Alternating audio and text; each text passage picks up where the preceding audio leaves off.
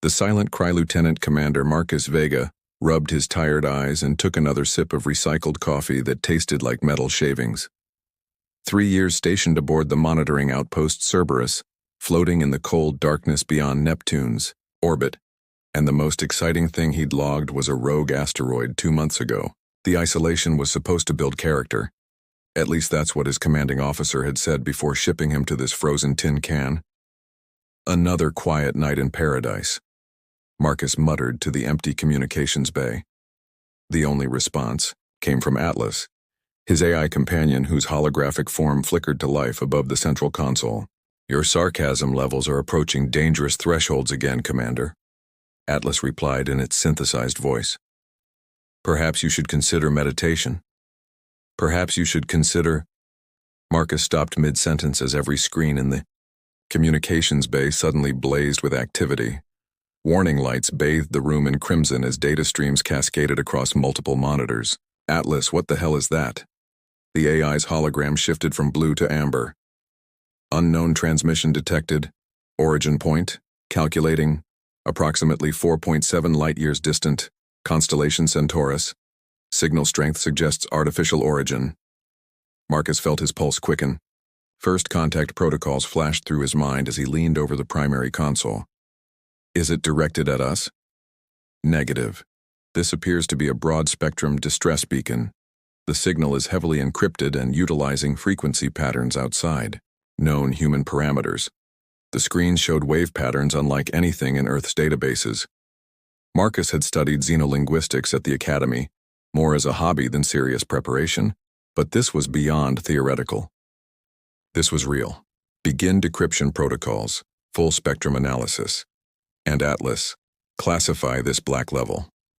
Acknowledged. Initiating linguistic analysis matrices. For the next 6 hours, Marcus worked alongside Atlas, slowly peeling back layers of alien encryption. The breakthrough came when Atlas identified mathematical constants embedded in the signal, universal truths that any spacefaring civilization would recognize. "I'm detecting emotional markers in the transmission patterns," Atlas reported. "This isn't simply a distress call, Commander. It's a plea." The first translated fragment sent chills down Marcus's spine. "Ancient enemy returns. Worlds burning. Our children. Help us." But what made his blood freeze was the next sequence. Seeking the Ironborn. The Deathworld warriors. Those who conquered their killing planet. "They're talking about us," Marcus whispered. Atlas's hologram pulsed. The signal contains detailed references to Earth's gravitational field, atmospheric composition, and combat history. "Commander, whoever sent this has been studying humanity for a considerable time." More fragments translated, "Kethavar dying. Crimson swarm consumes. Only the Ironborn can face the dark between stars." Marcus stared at the alien, words scrolling across his screen. These beings, the Kethavar, knew about Earth's harsh conditions, humanity's violent past, their capacity for warfare. They had watched from the stars and concluded that humans were their only hope against something called the Crimson Swarm. "Atlas, prepare a compressed data burst to Earth Command. Emergency priority.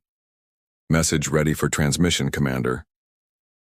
Marcus took a deep breath, knowing that his next words would change everything. "This is Lieutenant Commander Marcus Vega aboard Monitoring Station Cerberus. I am transmitting first confirmed evidence of extraterrestrial intelligence. The aliens are asking for our help. They're asking for humanity to go to war." As the message raced toward Earth at light speed, Marcus continued monitoring the alien beacon. Somewhere among the stars, an entire civilization was dying, and they had placed their faith in a species they called Ironborn warriors. They had called upon the Deathworlders, and Marcus knew with absolute certainty that humanity would answer. The Iron Assembly General Patricia Stone stood at the head of the crescent-shaped table in Luna Command's most secure briefing room, her weathered face illuminated by the holographic display of an alien star map. Representatives from every major Earth nation filled the seats around her, their expressions ranging from skeptical to terrified. "Ladies and gentlemen," Stone began, her voice cutting through the murmur of hushed conversations, 72 hours ago, we received confirmation of extraterrestrial intelligence. They're not here to explore or trade. They're here to beg. Minister Chen Wei of the Pacific Coalition leaned forward. General, with respect, how do we know this isn't an elaborate hoax or enemy deception? Stone nodded to her aide, who activated a new display showing the decoded alien transmission. Strange, haunting sounds filled the room, the actual voice of a dying Kethvar calling across the void. Our xenolinguistics team has verified the authenticity, Stone replied. The mathematical proofs, stellar positioning data, and technological signatures are beyond our current capability to fabricate. This is real. Chancellor Rodriguez of the European Federation stood abruptly. Even if it's genuine, why should humanity risk its future for aliens we've never met? Our responsibility is to our own species. Because, interrupted Dr. James Thornfield from the Science Council, these beings have been watching us for decades. The transmission contains detailed analysis of human military tactics, from ancient Rome to modern proxy wars. They know exactly what they're asking for. Stone activated another display showing translated excerpts from the alien message. The room fell silent as they read. The Ironborn forge themselves in crucibles of gravity and storm. They make war upon their own kind and emerge stronger. The Deathworld breeds survivors who feast on conflict. They call Earth a Deathworld, Stone explained. According to their data, most habitable planets have lower gravity, stable weather, and peaceful evolution. They see us as an anomaly, a species that evolved fighting everything, including ourselves. President Nakamura of the Asian Alliance frowned. This sounds like they want to weaponize our violent nature. No, said Dr. Thornfield, pulling up stellar charts. They want to weaponize our survival instincts. The Kethvar evolved on a garden world with minimal predators and stable conditions. When faced with the Crimson Swarm, a hive mind species that adapts and consumes, they had no evolutionary tools to fight back. Stone gestured to the star map. The swarm has consumed 3 Kethvar worlds in 18 months. Each victory makes them stronger, more adaptable. Traditional warfare has failed because the enemy learns and evolves from every engagement. And humans don't? Asked Chancellor Rodriguez. We do, Stone smiled grimly. But we also improvise, break rules, and fight dirty when survival is at stake. The Kethvar believe our chaotic, adaptive nature might be the only thing the swarm can't predict or counter. Minister Chen reviewed his datapad. What exactly are they offering in exchange? Dr. Thornfield's eyes lit up. Faster than light travel, advanced material science, energy weapons technology, essentially jumping our civilization forward by centuries. But only if we help them survive.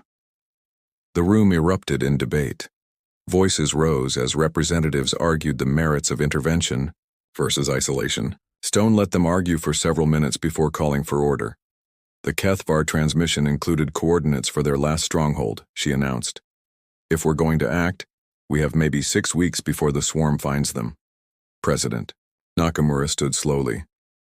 General, if we decide to help, what would that look like? Stone's expression hardened. We assemble the largest military fleet in human history. Every nation contributes ships, personnel, and resources. We call it Iron Tide, humanity's answer to those who think we're just another soft species. An armada, whispered Chancellor Rodriguez.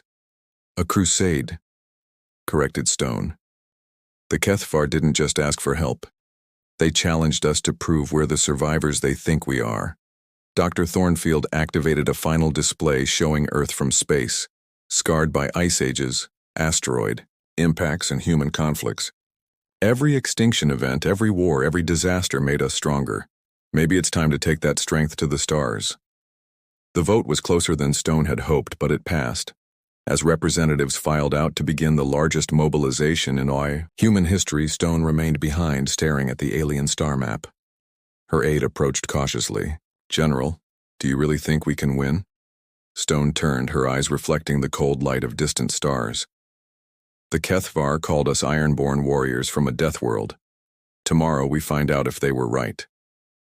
Outside Luna Command's windows, Earth's orbital shipyards were already blazing with activity as humanity prepared to answer the call of the dying.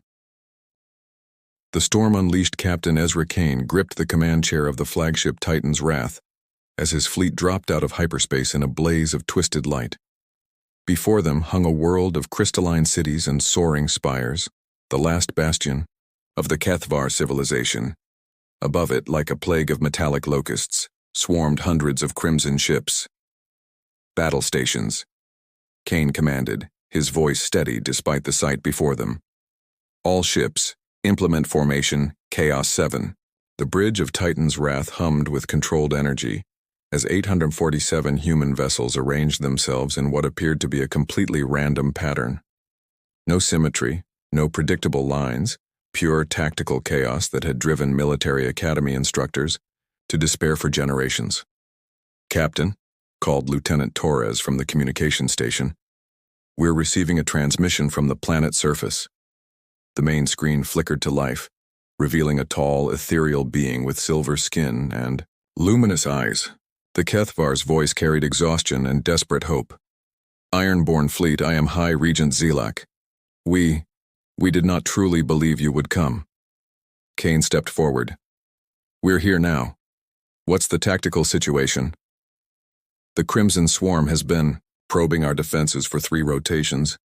They learn from each attack, adapting their approach. We estimate final assault will begin within your time measurement of 6 hours." "Not anymore," Kane replied grimly. "All ships commence Operation Deathworld." What followed defied every principle of space warfare the Kethvar had ever witnessed. Instead of coordinated battle lines, human ships scattered like startled birds, each captain seemingly acting independently. Some ships charged directly at swarm formations, others hung back firing at extreme range, while still others performed impossible maneuvers that should have torn their hulls apart. The Crimson Swarm, a collective intelligence that had consumed dozens of civilizations through adaptation and analysis, found itself facing something unprecedented. Pure, beautiful chaos. "Enemy formation breaking apart," reported Commander Singh from the tactical station. "They're trying to form counter patterns but can't predict our movements." Kane watched as a cluster of swarm vessels attempted to surround the human destroyer, Hellhound, only to find 3 other Earth ships materializing from seemingly impossible angles, their weapons blazing. The swarm ships, built for coordination and mutual support, couldn't adapt to humans who treated every rule of engagement as a mere suggestion. "This is impossible," came Zelak's voice over the comm. "Your ships should not be able to withstand such gravitational stress." Lieutenant Torres grinned. "High Regent, our ships were built to handle re-entry into a gravity well that would crush most vessels. A few tight turns aren't going to hurt us." The battle raged for hours, but gradually, the tide turned. Every time the swarm adapted to one human tactic, another captain would try something completely different, and often completely insane by conventional standards. Captain Martinez of the Storm Rider actually rammed her ship through a swarm formation, her reinforced Deathworld hull shrugging off impacts that would have vaporized Kethvar vessels. "Captain Kane," called the sensor officer. "Massive energy buildup detected at the swarm's central node. They're preparing some kind of planet-killer weapon." Kane's eyes narrowed. The swarm's final adaptation. If they couldn't win the battle, they'd destroy everything. "All ships converge on my position. Time for one last human tradition." "Sir?" Torres asked. "When all else fails, we charge."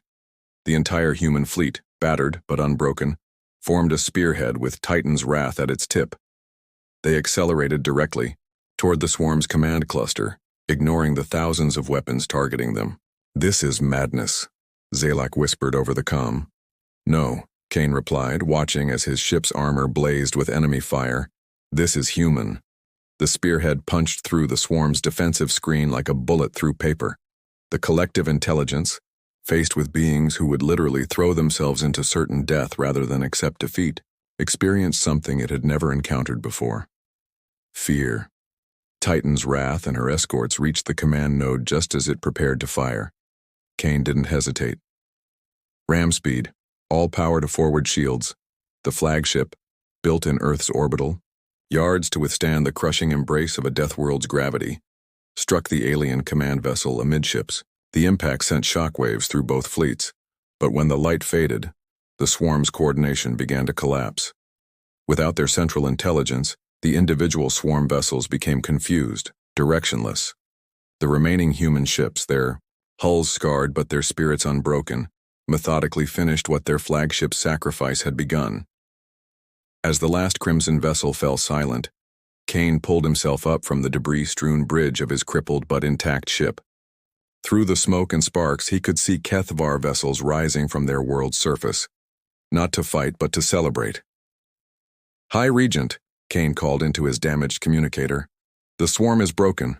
Your people are safe." Zelak's response came through clearly, filled with wonder. "You are truly what we hoped. Warriors forged in a crucible that creates survivors. The galaxy will remember that when the darkness came, the Deathworld's children brought the storm." Outside, the viewport, human ships hung in space like tired predators, their weapons cooling but their crews alert.